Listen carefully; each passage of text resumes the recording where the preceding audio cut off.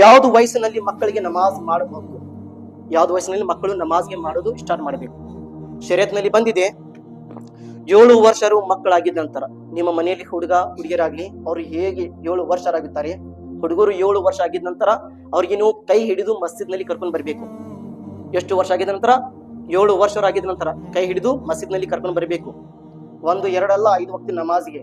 5 ವಕ್ತಿ ನಮಾಜ್ ನಮ್ಮ ಮೇಲೆ ಫರ್ಜ್ ಇದೆ. ನಿಮ್ಮ ಮಕ್ಕಳಿಗೆ 7 ವರ್ಷ ಆಗಿದ್ರೆ ಕೈ ಹಿಡಿದು ಮಸ್ಜಿದ್ಗೆ ಕರ್ಕೊಂಡು ಬರಬೇಕು. 10 ವರ್ಷ ಆಗಿದ ನಂತರ ಹೊಡಿದು ಮಸೀದ್ಗೆ ಕರ್ಕೊಂಡ್ ಬರ್ಬೇಕು. 7 ನಿಂದ 10 ವರ್ಷ ತನಕ ಪ್ರೀತಿನ ಕರ್ಕೊಂಡ್ ಬರ್ರಿ, ಕೈ ಹಿಡಿದು. 3 ವರ್ಷ ತನಕ ಪ್ರೀತಿನ ಕರ್ಕೊಂಡ್ ಬರ್ಬೇಕು.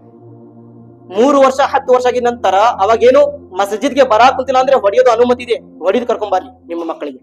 ಆದ್ರೆ ಮಸಜಿದ್ನ ದಾರಿ ತೋರಿಸ್ರಿ, ಮಸಜಿದ್ಗೆ ಕರ್ಕೊಂಡ್ ಬರ್ರಿ ಅಂತ ಇಸ್ಲಾಂ ನಲ್ಲಿ ಬಂದಿದೆ. ಅಲ್ಲಿಂದ ನಮಾಜ್ ವರೆಗೆ ನೀವು ಮಾಡಿಸ್ಬೇಕು. ಇವತ್ತು ಅಲ್ಲಾಹು ಅಕ್ಬರ್, ನಮ್ಮ ಮುಸಲ್ಮಾನಿನ ಪರಿಸ್ಥಿತಿ ಇಂತಾದಾಗಿದೆ.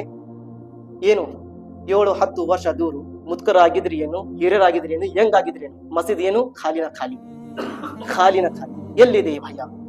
ಹಿರಿಯರ ಒಳಗೇನ ಅಲ್ಲಾನ ಹೆದರಿಕಿಲ್ಲ ಅಂದ್ರೆ ಮಕ್ಕಳಿನ ಒಳಗೆ ಎಲ್ಲೇ ಬರಬೇಕು? ಅಲ್ಲಾ ಎಲ್ಲರಿಗೆ ತೌಫೀಕ್ ಕೊಳ್ಳಿ, ಹಿದಾಯತ್ ಕೊಳ್ಳಿ ಪ್ರೀತಿಯ ಸಹೋದರರೇ. ಮತ್ತು 2ನೇ ಪ್ರಶ್ನೆ